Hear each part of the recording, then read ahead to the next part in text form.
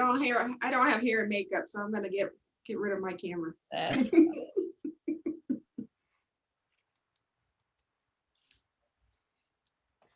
All right, give me 1 second.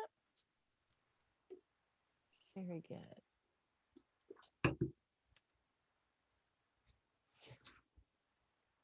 Well, welcome everybody. Thank you so much for joining us for our fourth session of our webinar for parents ready for real life, parenting your teen. We're excited to be here tonight. We've got some great information coming for you. Communicating with your teen is a huge, huge topic, and we're excited to get started. But first, I just want to share really quickly, if I can make my screen share properly, a little bit about BMore Learning. We're a brand new nonprofit. We bridge the gap between educational systems and the business world by offering advice and tips and guidance, not only to the students, but as you now know, to parents as well. So tonight we're going to get started in just a minute, but I want to share the mission and what we're doing and why. We aspire to create a world with equipped students and encourage parents, employers with a ready workforce that they can employ with confidence. If you haven't already gotten your free copy of the 18-year-old checklist, I encourage you to go to our website and download that now. It's bmorelearning.org. See if I can move this a little bit. And then it's from the book by Julie Lythcott-Haynes, How to Raise an Adult. It's 8 things that every 18-year-old must be able to do. Encourage you to go ahead and get that if you haven't already. If you have trouble downloading it, just let us know and we'll make sure and get it to you. So before I introduce our amazing speaker tonight, I did want to just talk a little bit about the format for tonight. 1 second, I'm trying to. All right, there we go. Is that better? All right, talk a little bit about tonight's format. It's going to be an interview style. We encourage you to ask questions. Also make use of those wonderful emoji the emojis that come within the Zoom platform. If you really like something that you hear, drop a heart or a thumbs up or a smiley face and let us know. You can raise your hand if you have a question. We're going to try and keep an eye on the chat as well so that you can put your questions in there. I'm going to be asking Stuart Hall some wonderful questions. He's got a ton of experience that he's going to share with us. And Stuart, if it's okay, I'd like to tell a little bit about your history and your experience before I officially introduce you to everyone. Well, can I say no, it's not okay? Sorry. Well, I came up with it all on my own. So oh no, no. this should be interesting. I'm just kidding. No, this straight from your bio. So oh, okay. okay. Well, that's good. There you go. So yeah, because no one ever lies on their bio these days, correct? No, but this is good because you have a ton of experience. I mean, we're talking about 30 plus years of student leadership experience. And in that, you serve as director of student leadership for Orange. You direct influencer, captains, and leader initiatives whose mission it is to fuel the next generation of leaders worth following. So combines a unique balance of humor and anecdotes, insight, and powerful application. Stuart speaks to thousands of students, leaders, coaches, faith communities, schools, sports teams, and parents each year.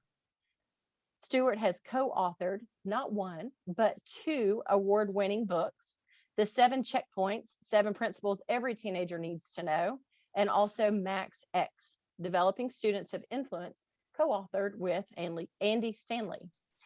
He's a frequent contributor on the Rethinking Youth Ministry podcast and serves as a volunteer high school varsity girls basketball coach for the 8-time state champion Buford High School Lady Wolves. Stuart and his beautiful wife, Kelly, live just north of Atlanta and have 3 adult children as well. Yeah, Stuart, we're so happy to have you. I want to make sure everybody knows that I coach girls because they'll actually do what you ask them to do. I don't coach boys. That's why I don't coach boys. Boys will not listen to you. Girls will actually do what you ask them to do.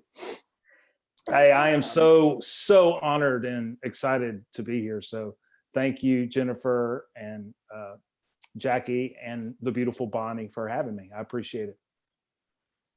Well, we're ready to get started. You've got an interesting graphic here. So if you want to just jump right in and get us Yeah. started. We're Well, ready to yeah, hear it. for everybody out there, thank you for joining us as well. And if you'll notice on the screen behind me, I think this is a great illustration for where all of us, I really don't want to communicate or add or share anything tonight as much as an expert. I think, first of all, there's no such thing as a parenting expert.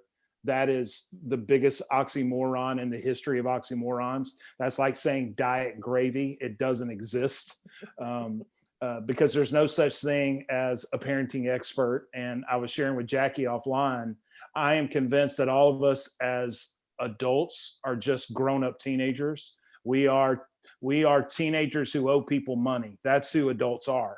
But the tension that we all face as parents of teenagers is this interesting balance between being a guide and a help, and then allowing our teenagers to exercise the freedom in many ways that they've earned.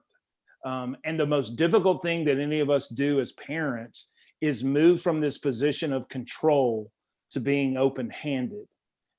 And I think that's where most of us have a difficult time, because we don't know, when is it that I should open my hand and trust what I've invested in my teenager, and when is it that I need to be a little more controlling and be more of a guide. Thus the reason why it's this tension between the idea that you have a student driver on board. All of us have passed a car that says, please be patient or be careful. There's a student driver on board. If you've ever had to teach your children how to drive, it is one of the most nerve-wracking, and it really does test the depths of your soul and patience.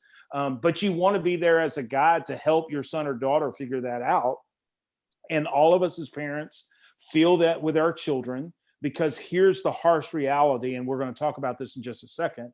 Our children are incredibly overexposed to so much in culture, but that doesn't mean that they are developing as fast as they're being exposed to things.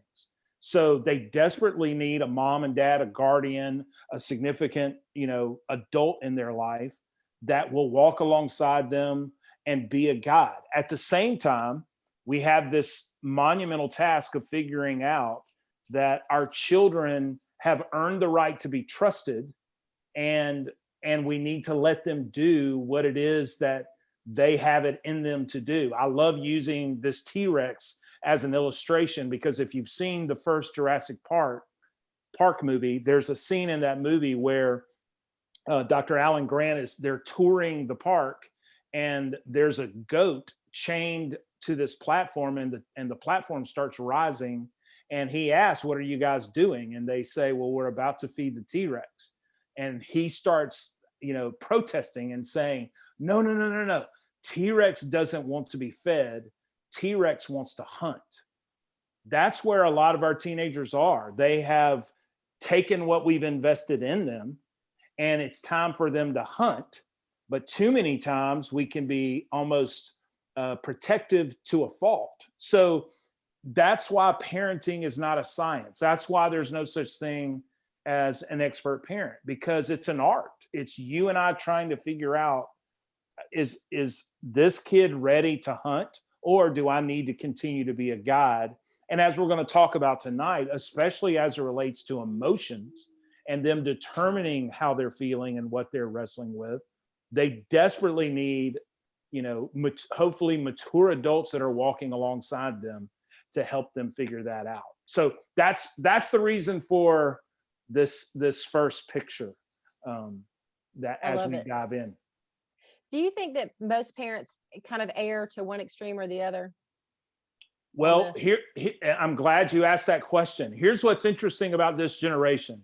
And Jennifer and I have talked about this back and forth a lot as we prepared for tonight. This is not our opinion.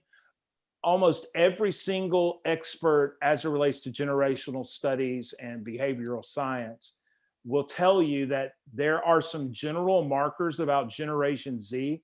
Let me be clear about what I mean by Generation Z. Generation Z is defined, and this is a general definition, But if a child was born between the years of 1995 to 2013, they are considered Generation Z. Kelly, my wife, and I are the parents of 3 young adult children. Our son was born our son was born in 1995. Our oldest daughter was born in 1997. Our youngest daughter was born in 2000.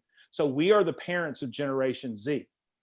And we're going to talk about every single one of these. But what's interesting, Jennifer, is you just asked, do parents tend to err on either, controlling or underprotective, for a lack of a better term? Every expert about Generation Z says that this is the most underprotective parent generation in the history of our country. Does not mean that there aren't parents that are helicopter parents. It does not mean that there are parents that there's a new term called lawnmower parents, where instead of preparing the child for the path, they prepare the path for the child. What it means, and the reason why they're so underprotective, is because my generation of parents, and again, I am, Kelly and I are the parents of 3 young adult children. We are the first generation of parents in the history of our country that has not looked forward to getting old. If you think about it, as parents, we're doing everything we can to not get old. Thus my haircut and this outfit. Okay, but that's a whole nother thing. But you think about the number of parents, and this is not a knock on anybody that's watching or listening to this, but you think about the number of parents of teenagers who post just as much on social media, if not more. We are running to the gym as fast as we can because we want to do everything we can to look young, to feel young. We'll take it to the surgery extreme. We'll drive the coolest thing, because we as parents cannot, my mom and dad could not wait to have grandchildren sit in a rocking chair on the front porch and die. It was like their goal. But we're doing everything that we can not to grow old. And what has happened as a result is that this generation is the most self-directed generation in the history of our country, because their parents are so underprotective. So if I were to answer that question in 2 seconds, I would say we tend to err on let T-Rex figure it out on his own or her own. But that doesn't mean, in fact, I would dare say that anybody watching and listening to this tonight, we tend to be the people who care more. Like, underprotective parents generally don't listen in on how to communicate better with their teenagers.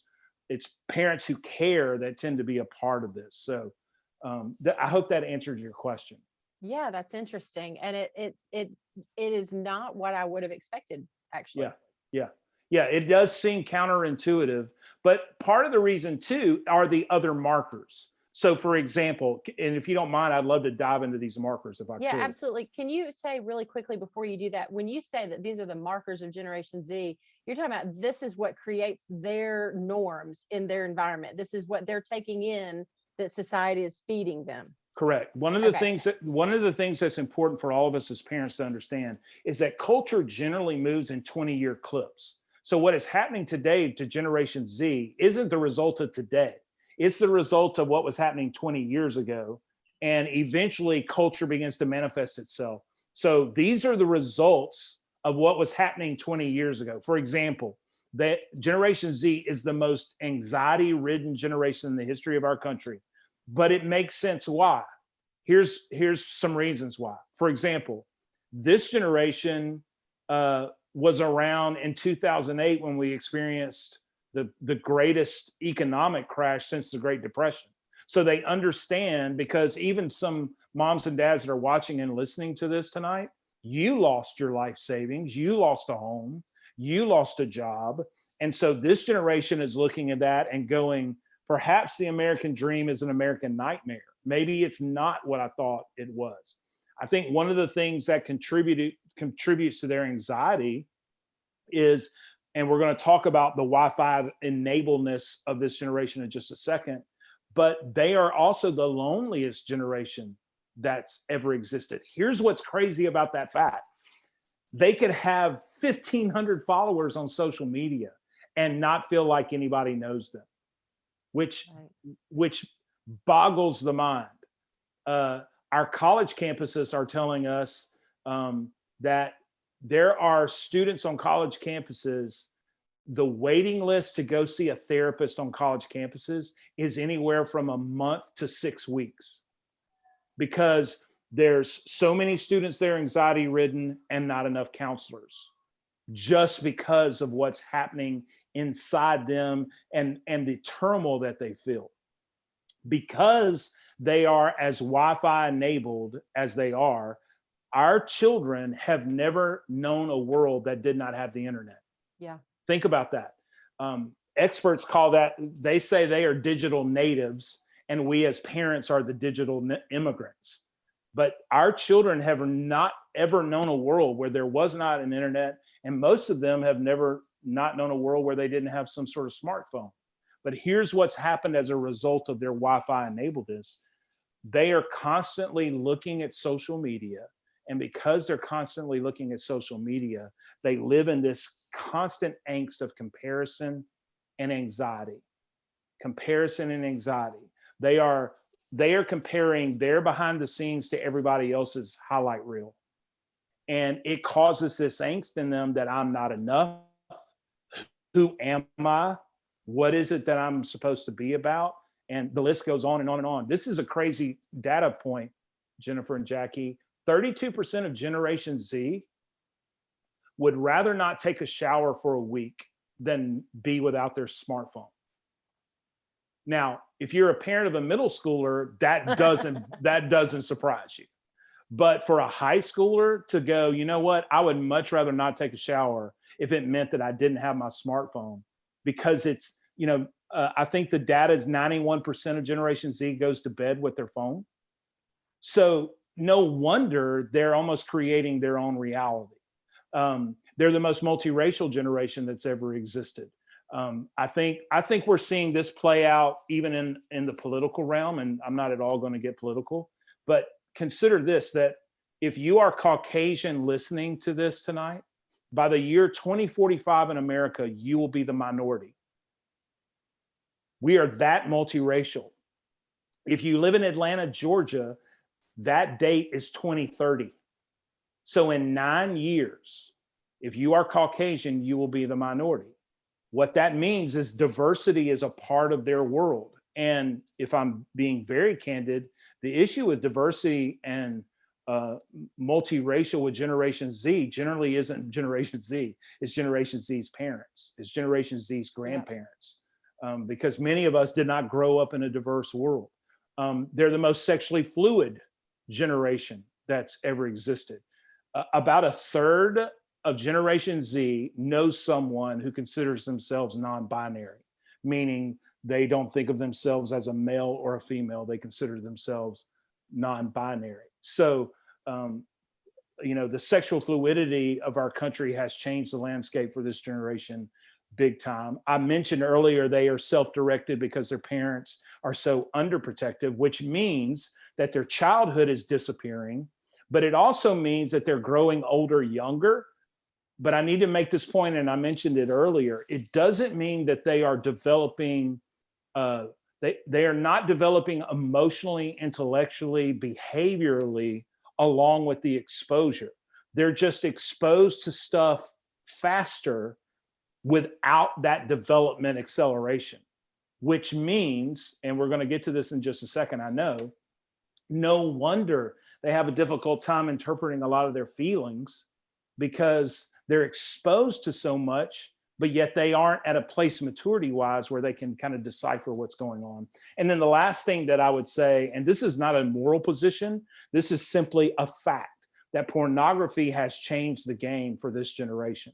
I think the data tells us that about 70% of 18 to 20-year-olds watch porn regularly online. 96% of this generation has sexted.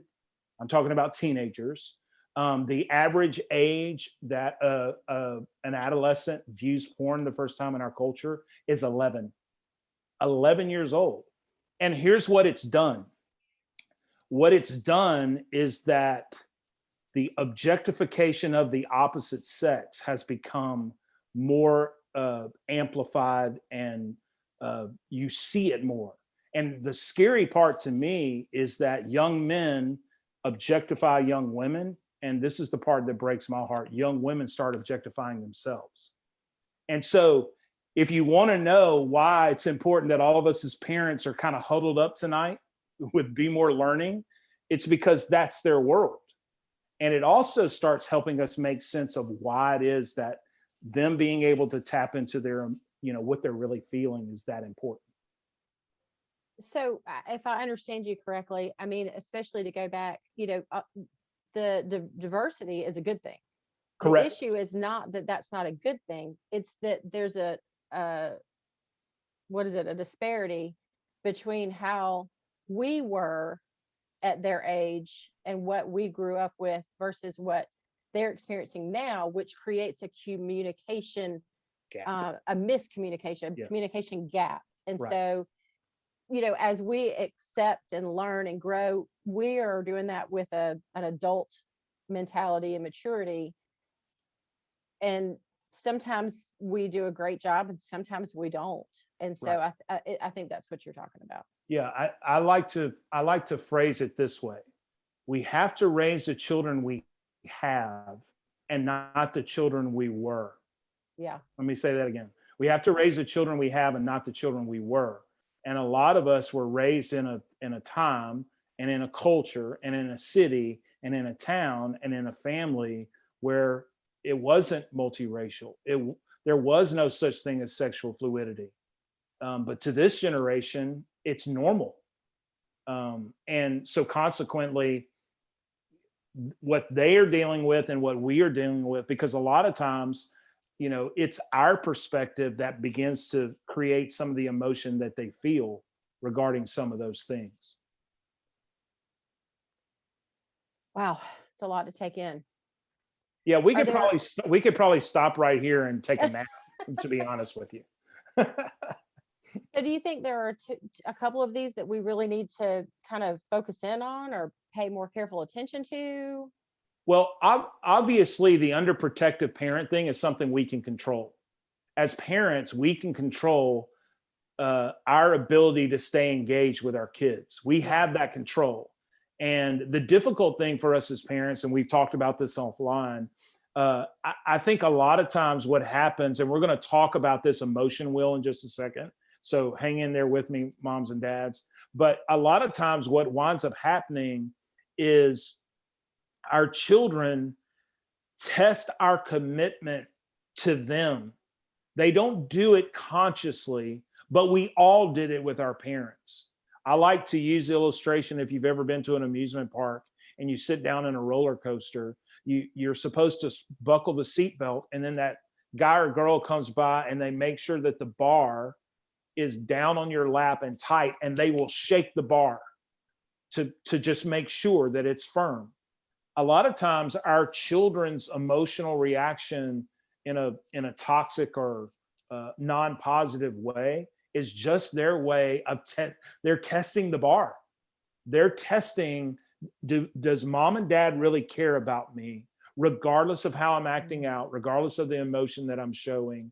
And so the more engaged that we can stay with our kids, and it is different with teenagers. Jennifer, we were talking about that offline. It is different with teenagers because when our children are little, we have control and we can almost demand their attention. But the older that they get, you're having to depend, hopefully, on the influence that you have with them, and you can no longer demand their attention. I will never forget the day when I realized my son can pick me up and throw me across the room, and I'm a big dude, So me, kind of not bullying him, but being, a stronger force with him didn't work anymore. I had to depend on my influence. The tough part is, and I know we're going to talk about this more, is us having our spidey senses up to know when it is that our children want to talk to us. Yeah, absolutely. When you say spidey sense, that reminds me of what we were talking about before we got started, something new that I learned, that's a term called emotional bids. Yeah. And this is when, as humans, we want to engage with another human. We want to talk with our spouse, our child, our work colleague, or whoever, and experience something with them. I mean, there's different types of emotional bids. There's activity and engagement and communication and affection and attention, whatever they all are. I don't even know them all. Right. But with our kids, particularly, like you said, we have to have our spidey sense on, because they'll say something that feels very much like it's a surface statement. Right. But underneath it, there's a larger communication, and that's what these emotional bids are. Right. And the example of that is like, I think we were talking about standing there cooking at the kitchen, and the kid says, math was super boring today. As a parent who's busy and distracted and everything else, I might say, okay, well, yeah, math can be kind of boring, or well, it hasn't been your strongest class. I understand why, but you might get bored. And in doing that, we've turned away from their desire to try to tell us something. Right. We've turned away from that emotional bid. We didn't have our spidey senses on. And when really they might not be talking about math being boring, it might be that their grades are dropping because they don't understand, and that's why they're bored. Or that a friend that they had in the class has moved, and they don't have anybody to talk to in class anymore. Mm-hmm. Or some kids are making fun of them, or whatever. And so by paying attention and having our spidey senses on, we can turn toward that emotional bid and ask, oh, well, that's interesting. Why is it boring? Is something changed? Do you have a different teacher, or whatever, and see what comes of that. That's so good. Yeah. And I think our children probably do that. Teenagers do it more than we realize they do it. Right. And this is the toughest part for us as parents, and I will be the chief of guilty among all of us. We can all get so enamored with our thing. The tough part, if I can just, for all of the parents that are watching this, we were not born parents. If I could say anything to teenage America, it would simply be this: we don't know what we're doing. Okay. We weren't born parents. We are trying to figure it out. But here's what I know to be true. I tell everybody that Kelly and I were unbelievable parents when we were parenting our non-existent children, hypothetically. And then we actually had children, and we realized we don't know what we're doing. Yeah. But the thing we can do, because any mom and dad listening and watching this, we so deeply care about our kids that after a long day of work, as much tension as there is, what we can do is somehow, some way, develop the discipline and massage the art of simplifying what we're doing with our kids so that we can listen. And this is important for all of us to hear. And I know Jennifer and Jackie, you guys are big believers in if you have multiple children, especially, they are not the same. You cannot parent your children like, I've got a farm system and this is what we do in the Hall house, because every child is different.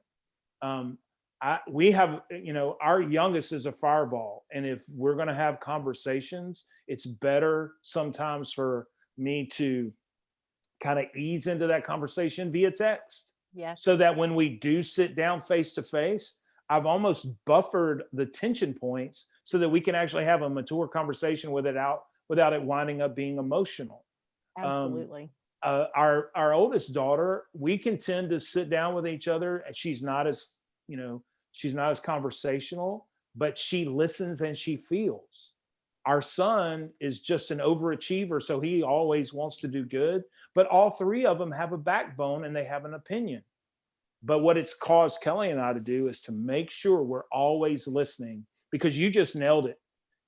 When you're cooking and you hear a question or you hear a statement, one of the tools that I hope we take away from the night is this ability to go, that's a cue for me to drop what I'm doing and to really hone in on what's going on. Because, and I think, am I right that everybody has the ability to download the color wheel or the emotion Yes, wheel? we're actually going to send it out afterwards with the playback as a resource, as a PDF. Okay. Yes. Perfect. Well, Absolutely. I don't know if you guys can see this on the screen behind me, but sometimes what winds up happening is that our children are telling us, our young adult teenagers are telling us, well, this is what I'm feeling, but it's actually an exterior marginal emotion. And what we want to do is help them begin to really pinpoint and zero in, what is it that you're really feeling? Because I mean, isn't this true for all of us as parents? I would be a better husband if I could determine how I felt.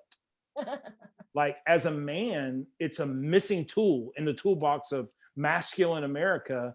I mean, look all around us. There's so much masculine toxicity because we have a difficult time determining how we're feeling. So the whole point of the feeling wheel is for us to have a resource as parents to go, okay, this is what you tell me. For example, you're telling me that you're bitter about something that happened to you at school, but reality is you're angry. Bitterness is really a source of, it's coming from a root of anger. It's a big, big, big difference in you talking about, what are you angry about? What is it in you that's driving the anger versus, well, I'm just bitter about something that happened, versus there's something at the core of what's going on in me that is angry. Stuart, if you don't mind, because it's hard to read it. Will you say what the core feelings are in the Sure. middle? Would you run through those really quickly? Yeah. The And cool then thing is the concept of how it builds out. Yeah, it's color coded. And what's cool is that you can keep it on your phone as a parent, so that you can actually use it with your child. But the core emotions, the green is happy. And obviously we all want our children to be happy. So, but sometimes, for example, so here's the core emotion of happiness, but the secondary emotion and feelings are things like trusting, I'm joyful, I'm proud, accepted, enthusiastic, optimistic, peaceful, interested. Those are secondary emotions that are coming from that place of happiness. And then outside of those are even some more marginal, extrapolated emotions that are really coming from the root of feeling, which is happiness. So green is happy, orange is sad, whatever color this is, I'm not even sure what that is. Tangerine, we'll call it tangerine, is disgusted, which I mean, teenagers are really good at being disgusted. Mad is the red, scared is the purple, and surprised is the light blue. Mm-hmm. All the core feelings have secondary feelings. All the secondary feelings have marginal feelings. And the reason why it's so important for us as parents, I think, every single expert tells us that our children developing emotional intelligence sets them up for success far more than IQ does. And I think this is true of every mom and dad that's listening and watching. If we can launch our children into culture, in touch with how they feel, able to discern and determine, this is what's really going on at the heart of me, we're talking about a complete difference in mental health. We're talking about a complete difference in emotional stability. We're talking about better relationships. We're talking about, more peace of mind. It means that as they go into, whether it's the workforce or college or whatever, they're more even and balanced. That's why the feeling wheel is so important. But I'll just add this, and then you can grill me with questions. The feeling wheel also helps you understand when you compare it to the markers. The markers of Generation Z really amplify what they're feeling. There's a reason why they're angry. There's a reason why they're sad. I didn't even mention the pandemic in the markers of Generation Z. Just the fact that many of them haven't even been able to go to live school this year creates a whole nother tension point. So that's why this is such an invaluable tool to be able to help your children start figuring out, what is it that I'm really feeling, to help them become responsible, mature young adults. Absolutely. So there's a lot here, and I want to, Jackie, if it's okay, I'd like to put you on the spot for just a second. you're hearing this from businesses that they want students and young employees coming in that have emotional intelligence, correct? Like they can give them the skills and train them, but the emotional intelligence is a little bit more difficult, right? Well, absolutely. And I keep hearing over and over from businesses that things like risk, being able to be resilient, take risks, being able to problem solve, being able to critically think, all of these sort of intangible skills. Yeah, that's what businesses, they say the skill set they need is that. They can teach the other pieces, but they really want that emotional component. If the students can show up that way, or those young adults show up that way at their doorstep to look for jobs, it makes all the difference in the world with how easily they move into the adult world of employment. And I know that's a little bit sidestep from communicating with your teen, but it falls on our shoulders to help them begin the process. That's how this ties in, is that we have to, I mean, if they don't even understand what they're feeling, how can they communicate it? Right. And then how can they develop emotional intelligence? It's like this whole foundational thing. So it falls to us to give them the tools to start understanding what it is that they're feeling. Right. Stuart, can I ask you a quick question? No, ma'am. The questions are not allowed. Absolutely not. So maybe somebody's thinking this, perhaps thinking back to, and of course, we can only experience life through the eyes that we have, right? So our own experience we bring to the table every time, even if it's flawed. Is that when we were growing up, did we find that our parents needed to spend time on emotional intelligence, needed to help us with those things? I'm curious about how we kind of made this sort of journey toward really needing to address these areas head on versus what I guess the perception might be of some parents is, hey, my parents didn't talk to me about that kind of stuff. I kind of figured it out on my own. My kids should do the same. Is there anything that's happened in society or culture that's caused the need to be greater, even still, with this generation, that we help them with these things? Wow. I mean, I think there are quite a few things. I do not think we can underplay the internet and social media. I don't think there is a way that we could diminish how that has been a game changer, because they are living in a constant state of comparison, which, regardless of how you grew up in the past, there was comparison, but it wasn't constant. You could get away from it. This generation, they cannot get away from it. Now, we can help them get away from it. And that's part of some of the things that I think we can help our teenagers do in developing the discipline and understanding that social media and your smartphone are not a necessity. You're not going to go to a cemetery one day and see somebody's name there, died of no social media. That's not going to happen. But our children think it's irreplaceable. So I would say that's a big thing. And then the other thing as a result of that is the overexposure to things. They are so overexposed, and they are not developing intellectually, emotionally, in conjunction and parallel with the exposure. So I think that's a big part of it. And then to your point, Jackie, here's how I would push back a little bit. I'm not necessarily sure that we as adults are the most emotional, healthy people in the world. Agreed. So to assume, well, I didn't battle with that. Now, from the greatest generation on, there's been a slow fade as it relates to resilience and grit. And if you know Angela Duckworth's work in her book, Grit, I found one of the most fascinating data points that she talks about is that at West Point, the United States Military Academy, you have to begin to apply to try to get into the military academy 2 years in advance. And you have to get all of these recommendations from senators and congressmen and all this kind of stuff. And this is crazy. Usually the people that are doing that are the valedictorians, salutatorians, captains of debate team, captains of the athletic teams. that 4,700 applicants eventually gets reduced to 2,500, and they generally take 1,200 every year. And Angela Duckworth did a data study. 2/3 of the 1,200 that joined the United States Military Academy every year quit in the first 2 months. They quit in the first 2 months. And here's the reason why. Because they've never faced that kind of adversity.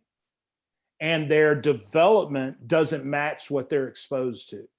So I think the resilient piece, us helping them identify what you're feeling, a lot of us, and this kind of contradicts the Generation Z marker of underprotective, because I do think we have a tendency, there are lots of us as parents and with our children, we will jerk them out of a hard situation, and they don't develop that resilience grit muscle when it's the thing that, you know, I'm of the opinion it may be one of the most important muscles they can exercise. Develop. Yeah. Sure. But I would say, and that's, I mean, because your question is a mouthful, I would say those three things right off the top of my head. I told you shouldn't have asked me a question. Yeah. So, I mean, practical tips for how to help our kids is what we're looking for in this emotion wheel or feelings wheel is one of them. I mean, like you mentioned, we Right. could keep it on our phone. I do know some folks that have it posted on their refrigerator, which I thought was interesting. I think even as an adult, you know, there's that funny thing about the Snickers commercial, you know, Right. you need a Snickers, you know, you're hungry, Right. angry, all these different things. You just need a Snickers. As adults, I could benefit from having that on the refrigerator to help me identify my own emotions so that I can help my student identify their emotions. But separate from having it on our phone in the refrigerator, then what? Like, Yeah. when is the right time to bring it up with our kids? Like, because if we do it when they're in the moment emotional, it's likely to, you know, like, oh, are you really feeling frustrated or are you feeling neglected? You know, they're likely to push back on that. So Right. what do we do? Well, I would back up a couple of steps if I could. Okay. I think the most important thing we can do as parents to develop emotional intelligence in our children and to hopefully raise emotionally healthy children is for us as parents to do the work for us to be emotionally healthy. Oh, you're asking too much, Stuart. Come on. No, I'm talking to myself. I know. I agree. This is me counseling myself. And I'm sorry for that sun coming in. I didn't know that was going to happen. Our children catch more from me than I teach them. They emulate their parents more than they act on what they were taught. And so I think the number one, first and foremost place to start, and the biggest tool that you can develop as a parent is to do your own self-inventory. Because again, I think about this all the time. My parents were unbelievable villains to me for a long time until I realized they were doing the best that they could do. And I had to do some soul searching about how I blamed my mom and dad for things that in reality, compared to how they were raised, they were miracles as parents. Mm-hmm. But I'm accountable to what it is that I know. I think it was Maya Angelou who said, once you know better, you do better. So I think all of us as parents have to ask ourselves, and I'm not meaning that in a judgmental way. I think all of us as parents have to ask ourselves, are we operating, am I constantly disgusted? Where does that come from? Right. Why am I, do your children think you're always angry? What is that old adage? There's your truth, my truth, and somewhere in the middle is the truth. There's always a fragment of truth in what it is that our children, their perspective of us. And it takes a really, really strong, mature adult to go, you know what? My kids are saying some things. If you want a great place to start, ask your children to tell you, what is it like to be on the other side of me? That's a great place to start. And none of us are going to want to hear what we're probably going to hear. But what it does do is it gives us a self-inventory as parents. And again, we're not born parents. We don't know what we're doing. I mean, it's on the job training. So Sure. That's where I would say first and foremost you start. Second tool that I think is important is to begin to become a student of each of, if you have multiple children, become a student of each of your children. Watch when they come alive. Watch what makes their eyes light up. Watch what makes them sad. Watch where they're hesitant. Because what that does is it starts giving you clues as to, okay, when I communicate with him or her this way, that goes really well. When I do it this way, that goes, south really fast. We have to become students of our children. And I know Kelly and I are guilty of this. We parented our son. He was the oldest. And we just thought, well, if we do the same with our daughters, everything's gonna be great. Well, first of all, they're girls. Okay. And I grew up in a home of all boys. So that's problem number one. And number two, they're different personalities. So I had to become a student of my girls. And I also had to become a student of my son because as your children get older, they actually begin to develop their own perspectives and their own opinions. And the more that you can hold those. But I just think that's the key to us being better communicators to our children is study them. What makes them tick? You adore them. You love them unconditionally. And then the last tool that I would say is then begin to practice what you've learned and work at it. There will be trial and error. You will think, you know what? I think I got a lot of leverage right now. So I'm going to bring this conversation up in the car and it will completely blow up in your face. And you'll have to make a mental note.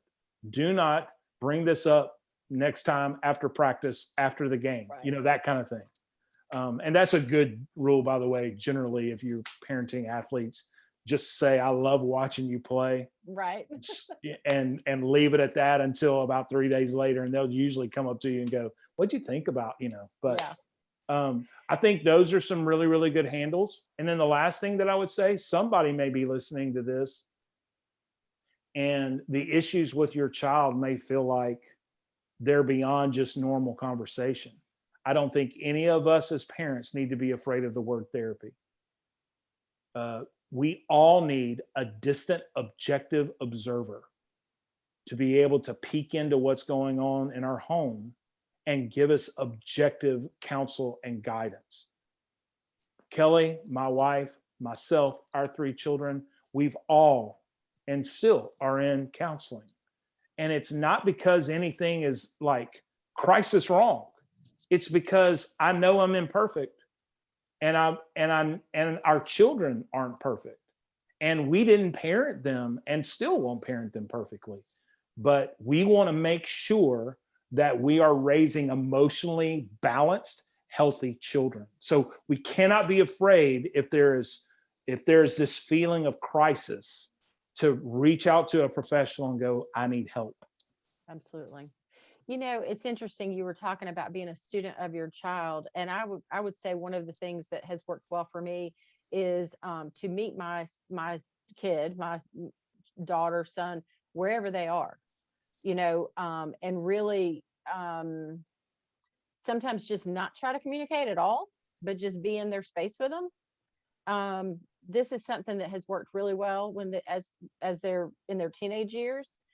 We tend to not go, roughhouse with our kids anymore. We tend to not hug them as much or lie down in the bed with them, and read them a nighttime bedtime story or whatever, because they're teenagers. Mm-hmm. But if they're in the room all the time, give it a try. Go lay down next to them. Right. And don't say anything. Just say, I'm reading my book. Is it okay? I just want to physically be in your space, but I'm gonna do my own thing. You do your own thing. Is that cool? And they're like, what are you doing? Right. Why are you in here? And if you just give it a minute, within 10 minutes, they start a conversation. Right. It's the craziest thing I've ever seen. And so it's kind of like, just meet them where they are. I don't want to be in that room filled with chaos that is a teenager's bedroom sometimes. Right. but they're not coming out to the family room to sit and talk with me. So I need to go meet them where they are and just hang out and not make it. The other thing I would say is try not to find one thing that's always your place for talking to them, because then they get aggravated with that one thing. Like for me, it was the car ride. If I was with one of my parents, I knew something was coming if we were in the car. And I had a great relationship with my parents. And so even with a great relationship, I began to not look forward to a solo car ride with my parents, because that was where they would approach certain things. And so I guess I would just say, change it up, keep them guessing. Oh, that's good. That's good. I think I told you this when we were talking a couple of days ago. One of the things that I've learned in the 30-something years I've worked with the next generation, being overly critical of your children does not cause your kids to stop loving you. Being overly critical of your children causes your children to stop loving themselves. Your kids are always going to love you. They're your parents. It could be a love-hate relationship, but you're their parent.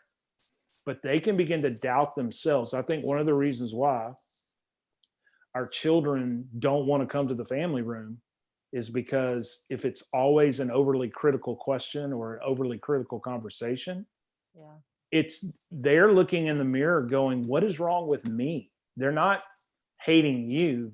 They start hating themselves. And this is another tool, Jennifer and Jackie, that I think is important. It's one of the easiest ways for you to change the tone and the temperature and the conjecture of a conversation is by changing the questions you ask. Because, hear this and hear it well, the questions you ask the most often is an indicator to your child of what's most important to you. So for example, you can keep telling your kid, I love you unconditionally, but if all the questions you ask are, what's your grade? How many points did you score? Did you win? Are you first chair? Did you get the lead role? If that's all the questions you hear, our children begin to think the only thing that matters to my mom or dad is my performance. And one simple, subtle way, because let's be honest, that's not really what's most important to us as parents. Like, what we really want is when our children get older, they want to come home. They want to come back for Thanksgiving. They care. They want to come back for Christmas. We want to be great grandparents one day. So maybe it's a matter of like changing the questions we ask. Like, how's your heart? What, getting to the feeling wheel. Like, I noticed this. It seems like you're bitter about this person. What's that about? Because it takes it away from being performance driven and really caring about their heart. And that's really what we're after. We're trying to be that student driver instructor with their heart. I don't know. Maybe I got too deep. No, that's awesome. I love it. And I think that you've hit it on the head. I think there's a myth that kids don't want to communicate with their parents. And I don't think that's true. Yeah. I think they do want to communicate. They don't know how. Right. And I told you this offline. Your children, it's not that your children don't want to talk to you. It's that your teenager wants to talk to you when they want to talk to you. Yeah. And you just have to have your spidey senses up to know, oh, they want to talk now. Right. And I will move heaven and earth and drop everything to be able to have that conversation. Yeah. Stuart, go ahead. Oh, I just have a quick question about, I think some of the parents may be kind of crossover between the markers that you listed for Gen Z. Okay. Are different than the markers that you might have listed for millennial. Am I right? These markers are Gen Z markers. Right. Yeah. So the reason I'm asking is because I think that the millennial generation, just right before these kids in Gen Z, got a pretty tough rap as Yeah. far as how they were perceived, and then how the parents of those kids were perceived, and truthfully how some of that sort of behavior kind of went with, like you said, lawnmower parents, etc. Mhm. And so I'm just wondering if there might be any trepidation on the part of parents of Gen Z to be wary. Gee, I don't want to do what they did, and yet I'm trying not to overdo this. And so, is there any advice you'd give to somebody? Maybe for me, I have one Gen Z and one millennial, and Mhm. I get it. We don't want to overstate these kind of every child is different regardless of what generation, they're unique. So I don't want to overpeg them into a generation, but as far as parenting style, or as that all that news about the way that went Mhm. can shift with the parents of today, what advice would you give? Well, for those of you watching and listening at home, let me tell you how perceptive Jackie is. There's one data point about millennials that 3 out of every 5 of them took their parents to job interviews. Oh, gosh. So if you're wondering why she's asking that question, because we moved from lawnmower helicopter parents to underprotective, that's why there's that question, because we do tend to like swing to the extremes. And that's why, to me, this picture is so important, that you cannot see because of the sun coming inside. But this picture of balancing, I'm a student driver guide and I got to let my teenager hunt. It's an art. And there are going to be times when you're guiding too much and you're not letting them hunt. And then there are going to be times where you've got to pull in the reins because they're not mature enough to hunt. But and then all of us have to get to this place as parents where you're leaning on your influence. That's why I think this is the most helpless feeling as a parent, Jackie. The most helpless feeling I've ever had as a parent is when we were parenting teenagers and realizing that we're either paying the consequences or the dividends of what we did, 10 years ago. Because you set some things in motion that you either have an incredible amount of influence or you don't have any influence at all. And because there's a giant difference between control and influence. So all the more reason why, to go back to the feeling wheel, all the more reason why helping them be able to identify their feelings, getting them in touch with their feelings, being able to talk about emotion, and actually being able to have conversation and communication is setting you up to have influence. To parent the other way is setting yourself up for failure when you do have to step in, or this is the bigger part, when you're not there, because that's really the test of your influence, is what do your children do when you're not present. So there is no easy answer for your question. I think it's why it's an art, that we have to and you nailed it, every child is different. That's why it's such a difficult thing. It's why I think it's really important for you, if you are listening, find a couple that is a little farther down the road than you and befriend them. My wife and I have several couples that we watched parent children and we want to do it like that. Yeah. And this is going to sting a little bit, but for some of us, it's not our parents. Like, we look at the way we were raised and we go, I don't want to be that way. There are some good things you can take from the way you were raised, but for a lot of us, our parents aren't a good model. Some of us have an incredible gift. Your parent was an unbelievable model as a parent. You can take everything that they did. They are like, angels walking across the planet. Well, you're lucky, and the rest of us hate you, but that's a whole nother thing. But some of us have to find I think it's a good idea to find people that are farther down the road and just be able to take them out to dinner and ask them hard questions, especially when you reach some of those milestones that all of us reach with our kids. By the end of the 10th grade year, when you're giving them car keys, that's a whole nother thing. Yeah, it is. Because that's really when you move from control to influence. in that area, and I know we need to keep moving just from a time standpoint, but I do want to say this. Do you think that a lot of this comes down to setting expectations and setting some guidelines and for your kids for what to expect? And what I mean by that is, we have one kid who's an oversharer, and I know every detail. And I'm like, I don't want to know all that. Like, Yeah. I thank you. I TMI. appreciate your honesty, but I don't need to know that. Right. And so, but by setting the expectation that we do expect honesty, and yes, there might still be some consequences for a bad decision if you've chosen poorly, you're not off the hook.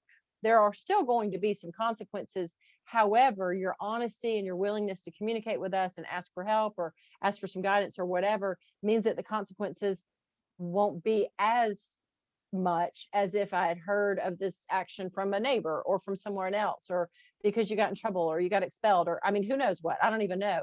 And so I think that comes down to each family setting a set of expectations and then communicating that to their kids, which goes back to what you said. We have to do the work. We have to do the thing first. Right. And ouch. Yeah.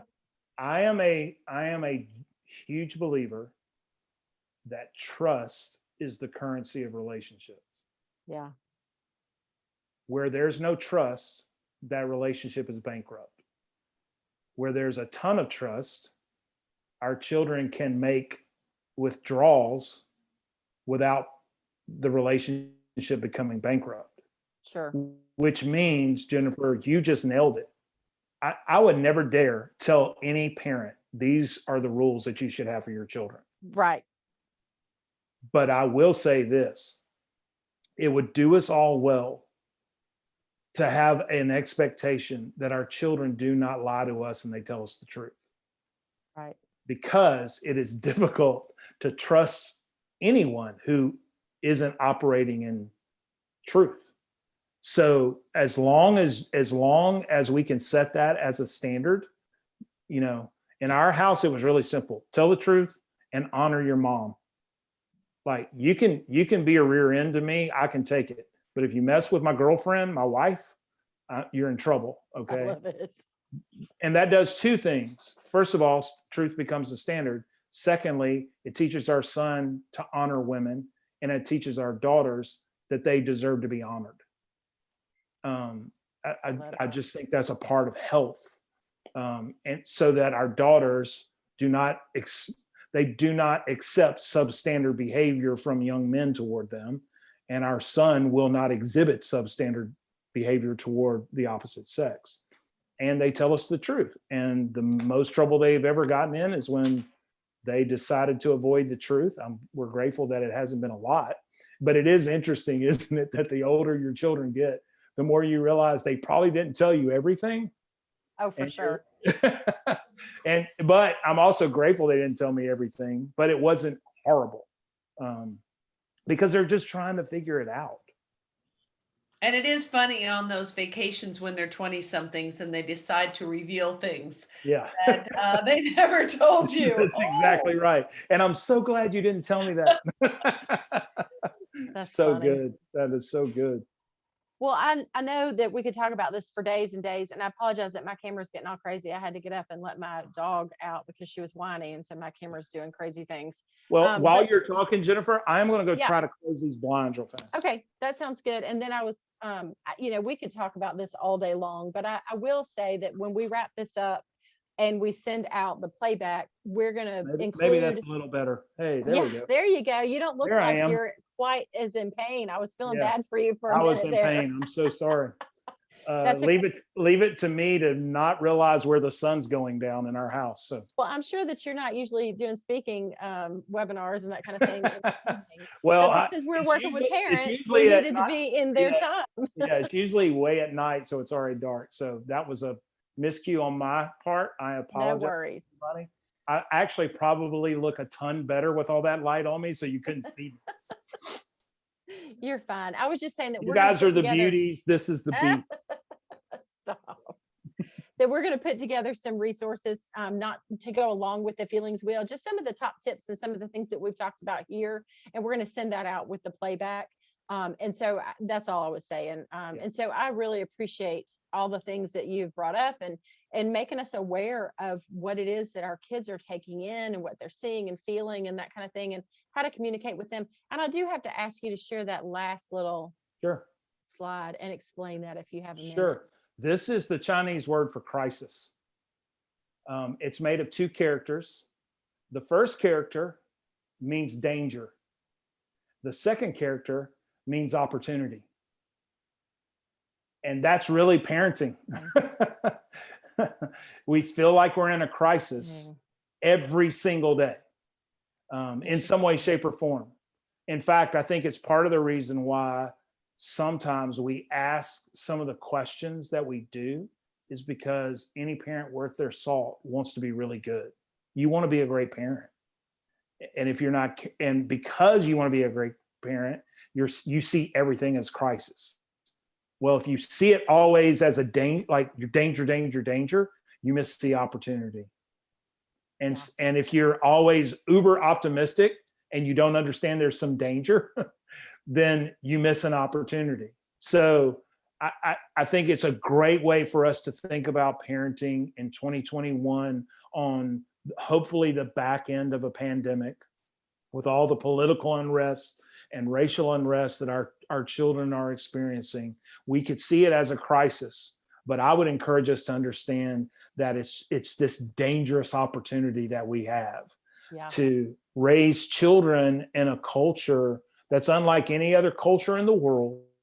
We are so blessed in that regard. And we have this incredible gift that our Creator has given us to be able to nurture and encourage the next generation into this culture.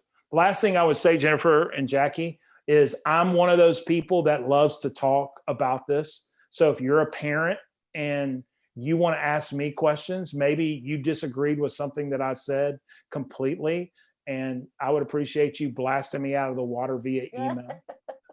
But you feel free to email me if you have questions, concerns. That's just some of my contact information for any mom or dad that wants to get in touch with me. That's perfect. Thank you so much. I really appreciate that. And I do want to share one last little thing before we close out and see if there's any questions or anything else. I think it's important, we talked about these tips and things, strategies, but honestly, if it's more than that, and you talked about the benefits of therapy, which I firmly believe, but I wanted to list these two crisis hotlines that I found on the Forsyth County web pages. I think it's on each of the high schools' web pages. I think it's really important to put these up in case anybody actually needs it.